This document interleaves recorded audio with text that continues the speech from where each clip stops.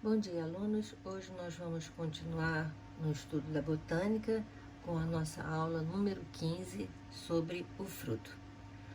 O fruto foi uma aquisição evolutiva das angiospermas muito importante, porque ele foi decisivo para o sucesso deste grupo de plantas.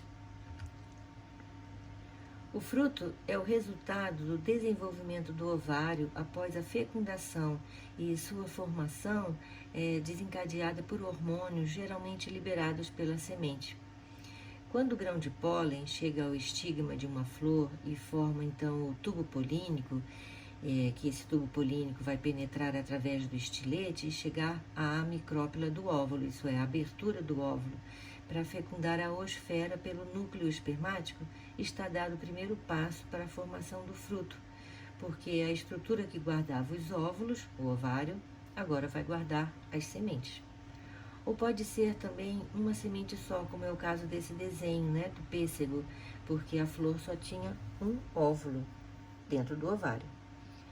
As partes do fruto são pericarpo, que é o resultado do desenvolvimento das paredes do ovário, e as sementes, que são o resultado do desenvolvimento dos óvulos depois de fecundados.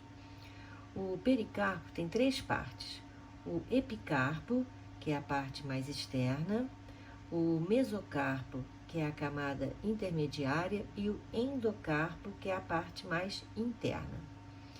Geralmente, mas não sempre, o mesocarpo é a parte que mais se desenvolve e também acumula substâncias nutritivas, principalmente açúcares, e é comestível. Agora nós vamos fazer uma ressalva. Fruta é um termo popular que se usa para designar os frutos doces, como por exemplo o pêssego, a uva. São comestíveis. Mas o tomate, por exemplo, é um fruto, mas não é chamado de fruta.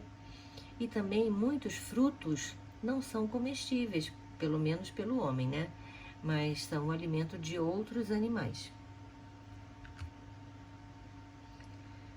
Quando nós estudamos as flores, nós vimos que em alguns casos elas se reúnem em estruturas denominadas inflorescências. E aí o que acontece quando da fecundação de uma inflorescência? Formam-se as infrutescências, isto é, quando muitos ovários se desenvolvem, se fundem e formam uma única estrutura. Cada um dos pequenos frutos teve origem numa flor diferente. Consequentemente, resultaram da fecundação de diversos ovários independentes. São exemplos de infrutescências o abacaxi, a jaca, a amora e o figo também. Quando o fruto é originário do desenvolvimento de uma só flor, dizemos que é um fruto simples, que são a maior parte, Como, por exemplo, o pêssego, a berinjela e o abacate. Também temos casos de frutos que surgem de desenvolvimento de uma flor com vários carpelos. Um exemplo é a framboesa. Quanto à natureza do pericarpo, podemos classificar os frutos em carnosos, quando o pericarpo é suculento, e nós temos 2 tipos: as bagas, que têm sementes livres e facilmente separadas do fruto, como por exemplo a melancia e a goiaba e também o pepino, ou drupas, que é geralmente quando tem uma semente aderida ao endocarpo, que é espesso e duro, como por exemplo o abacate e também a azeitona e a manga e também o coco. Mas também temos aqueles frutos em que o pericarpo não é suculento e são ditos frutos secos. Os frutos secos podem se abrir espontaneamente quando maduros, como o caso do ipê, ou não abrirem, como o caso do algodão e da papoula e a castanha do Pará, e também o feijão, a soja e a ervilha. Mas também existem frutos secos que não se abrem espontaneamente quando maduros e são chamados de frutos indehiscentes. A exemplo, nós temos o girassol, o milho e o arroz. Os frutos ditos partenocárpios são formados a partir do ovário sem que tenha ocorrido a fecundação. portanto, não formam sementes, por não desenvolverem os óvulos. São exemplos a banana, o limão Tahiti e a laranja baiana. Vamos falar então um pouco sobre a banana. Aqueles pontos pretos que encontramos na banana não são sementes, e sim óvulos não fecundados. Porém, é possível encontrar bananas com sementes na natureza. Essas bananas são ditas selvagens e normalmente desenvolveram sementes em situações de estresse ambiental, como uma forma de garantir a sua sobrevivência.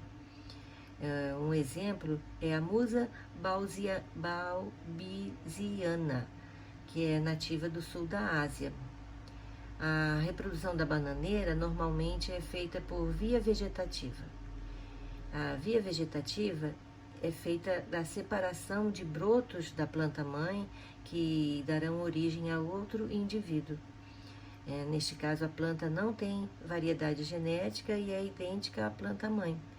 Isso pode ser um grande problema, porque se um espécime tiver uma doença, ela vai originar outros com o mesmo problema. Uma outra técnica é o fracionamento do rizoma, que consiste na plantação de pedaços do caule da bananeira. O desenvolvimento de bananas sem sementes ocorreu em virtude da seleção desses frutos por produtores que queriam melhorar a qualidade do produto oferecido. Provavelmente, o desenvolvimento inicial desse tipo de fruto ocorreu em razão de alguma mudança genética. A China é o maior produtor de banana do mundo, seguido pelo Brasil. Em algumas espécies, além do ovário, outras partes da flor crescem após a fecundação e podem se tornar comestíveis, e aí são denominados pseudofrutos, frutos falsos. São exemplos de pseudofrutos o caju, em que o fruto é a parte dura em forma de feijão no interior da qual se localiza a semente, que é conhecida como castanha de caju. A parte suculenta e comestível do caju se origina do desenvolvimento do pedicelo da flor. A castanha de caju deve ser torrada antes de ser consumida, porque quando ingerida crua, ela pode causar alergias de pele por causa de uma toxina denominada uroshiol. E até na indústria, a pessoa que manuseia a castanha de caju deve usar luvas bem grossas. Outro exemplo de pseudofruto é a maçã e a pera também, onde o verdadeiro fruto é a parte central endurecida dentro do qual se encontram as sementes. As partes suculentas e comestíveis são resultado do desenvolvimento do receptáculo floral. Na história evolutiva das plantas, o fruto certamente desempenhou o papel primordial de proteger a semente e, posteriormente, aconteceram adaptações que lhes possibilitaram a função de dispersão das sementes e, assim, das espécies, possibilitando a chegada a lugares distantes da planta-mãe. E isso garante que a nova planta não concorra com a mãe e com suas irmãs pelos recursos do ambiente, e também permite que se espalhem e colonizem novos ambientes, que podem ter maior chance de sobrevivência da espécie. E também o acúmulo de açúcares, o fato de terem se tornado coloridos e muitas vezes perfumados, atrai animais e também o homem, que ao comerem um fruto liberam as sementes e as dispersam pelo ambiente, o que chamamos de zoocoria. No caso de anemocoria, é quando o fruto ou as sementes têm projeções em forma de asas e são transportadas pelo vento. Um exemplo é o dente de leão e o algodão. Há frutos com apêndices que aderem aos pelos ou às penas de animais, que desempenham assim o papel de disseminá-los, como o picão. E há ainda frutos que são adaptados à dispersão pela água, como o caso do coco da Bahia, onde o mesocarpo fibroso retém ar e assim possibilita a flutuação. Neste caso, se diz hidrocoria. Agora, alunos, nós vamos preencher aquele quadro que eu deixei de dever de casa na outra aula, ok? Vamos aproveitar para fazer uma revisão de algumas características do reino Plantae. Vamos analisar as características raiz, caule, folha, semente, fruto, flor, dependência da água para a reprodução, fase transitória, fase duradoura, gametas e novidade evolutiva de briófitas, pteridófitas, gimnospermas e angiospermas. Então, começando pela característica raiz, como são as raízes das briófitas? São estruturas filamentosas que lembram raízes e são, por isso, denominadas rizóides. Os rizóides têm a função primordial de fixar o vegetal ao substrato e não de absorver água e nutrientes, porque essa absorção se dá por todo o corpo da planta e a distribuição se dá por difusão. E as raízes das pteridófitas? Bem, aí já temos raízes verdadeiras, geralmente subterrâneas, com a função de fixação e absorção de seiva bruta. Nas gimnospermas, as raízes são profundas a fim de alcançarem os lençóis freáticos, que ficam a grandes profundidades, os ambientes onde as gimnospermas são comuns. E já as raízes das angiospermas são de diversos tipos. Podemos encontrar raízes mais ou menos profundas, do tipo cabeleira, ou raízes pivotantes, dependendo do tipo de planta e do terreno em que habitam. Temos até raízes aéreas. O caule das briófitas é dito cauloide. Ele é um eixo principal que se prende aos rizóides e no qual há lâminas que lembram as folhas, que por isso são denominadas filóides. O caule das pteridófitas é do tipo rizoma, que cresce paralelamente à superfície do solo e logo abaixo dela. Já tem função de distribuição de seiva. Já nas gimnospermas, encontramos caules robustos que podem chegar a uma altura gigantesca, como o exemplo das coníferas. E assim como os caules das angiospermas, onde encontramos vários tipos, como troncos, estipes, caules trepadores, tubérculos, muitos comestíveis, e caules rastejantes, como o do chuchu. Agora vamos falar das folhas. Como eu falei, as folhas das briófitas são ditas filóides, que são estruturas extremamente simples, com pouco tecido diferenciado e sem vasos condutores de seiva. As pteridófitas têm folhas grandes, divididas em folíolos, revestidas por epiderme e ricas em cloroplastos. Nas gimnospermas, as folhas se apresentam na forma de agulha, ditas aciculares, porque assim elas não acumulam neve, no seu limbo e possibilitam a fotossíntese e também evitam a evaporação exagerada de água. Nas angiospermas, encontramos diversos tipos de folhas com limbo grande ou pequeno, simples ou dividido em vários folíolos e até com colorações diferentes. E quanto à semente? As briófitas e pteridófitas não têm. A semente só vai aparecer nas gimnospermas. É uma estrutura reprodutiva que se forma a partir do desenvolvimento do óvulo e, como o próprio nome diz, gimnosperma é uma estrutura que não tem proteção. Já nas angiospermas, a semente estará protegida por uma estrutura que um dia foi o ovário, que guardava os óvulos, e agora é o fruto, que guarda a semente. Briófitas e pteridófitas não têm fruto, e também as gimnospermas. Só encontramos frutos nas angiospermas. Briófitas e pteridófitas também não apresentam flores, e nem as gimnospermas. Alguns autores chamam os estróbilos das gimnospermas de flores, mas no sentido de serem estruturas reprodutoras. Mas aqui vamos dizer que as gimnospermas não apresentam flores, ok? Só tem, vamos dizer, ramos reprodutivos, os estróbilos. Os elementos florais, como estamos acostumados a ver, com corola e cálice, gineceu e androceu só está presente nas angiospermas.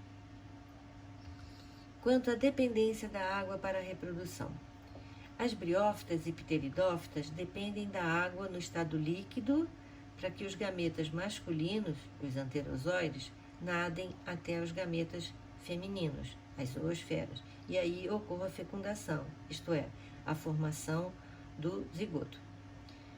Já nas gimnospermas, a polinização é feita pelo vento, dita anemofilia, e nas angiospermas é feita por vários agentes polinizadores, insetos, pássaros e até o homem.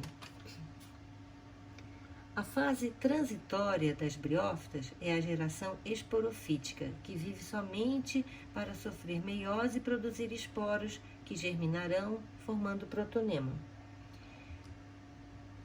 Nas pteridófitas, assim como nas gimnospermas e nas angiospermas, a fase transitória é a gametofítica, que é a responsável pela formação dos gametas. Então, ao contrário, vemos que nas briófitas a fase duradoura é a fase gametofítica, que se reproduz sexuadamente formando gametas, e nas pteridófitas, gimnospermas e angiospermas é a fase esporofítica. Os gametas das briófitas e pteridófitas são a oosfera, gameta feminino, e anterozoides, gametas masculinos. Nas gimnospermas e angiospermas são a oosfera, o gameta feminino, e o núcleo espermático, o gameta masculino. A novidade evolutiva que surgiu nas briófitas foi a matrotrofia. E o que é matrotrofia? É o fato de o embrião multicelular ser nutrido pelo organismo materno, que isso conferiu grande vantagem para a sobrevivência dos ancestrais das plantas, porque ao abrigar e nutrir o embrião, o esporófito diploide, no início de seu desenvolvimento, o gametófito aumenta a chance dele sobreviver. Ao atingir a maturidade, o esporófito produz esporos por meiose, o que leva à mistura de genes originalmente provenientes do gameta masculino e do gameta feminino. A diversidade genética decorre da meiose e confere maior chance de adaptação à prole. Garantir o desenvolvimento do esporófito diploide, que produz esporos variados do ponto de vista genético, parece ter sido um passo importante para o sucesso evolutivo das plantas. Nas pteridófitas, a novidade evolutiva foram os vasos condutores de seiva, o xilema, que conduz a seiva bruta, e o floema, que transporta a seiva elaborada. Com isso, as plantas conseguiram atingir grande porte, ao contrário das briófitas. Aí, nas gimnospermas, surgiu a semente, que protege e nutre o embrião. A semente é o conjunto formado pelo jovem esporófito, mergulhado no megagametófito e envolvido pelo integumento, que é uma camada de tecido do megasporófilo. E, por fim, nas angiospermas, a novidade foi o aparecimento das flores e dos frutos. Como falamos, as flores são estruturas com elementos florais e os frutos são resultantes do desenvolvimento do ovário, desencadeado por hormônios liberados geralmente pela semente que está em formação. Bem, alunos, este quadro, resumo, vai ajudar muito nos seus estudos de botânica. Tenha-o sempre à mão, assim como o glossário. Muitos alunos dizem que não gostam de botânica, mas eu tenho certeza que depois de conhecer algumas características das plantas, vocês vão encará-las com mais interesse, né? Isso aconteceu comigo na idade de vocês e certamente vai acontecer com vocês também. Então, eu espero que tenham gostado desse assunto e na próxima aula vamos fazer uma revisão para a A3, certo? Então, até lá!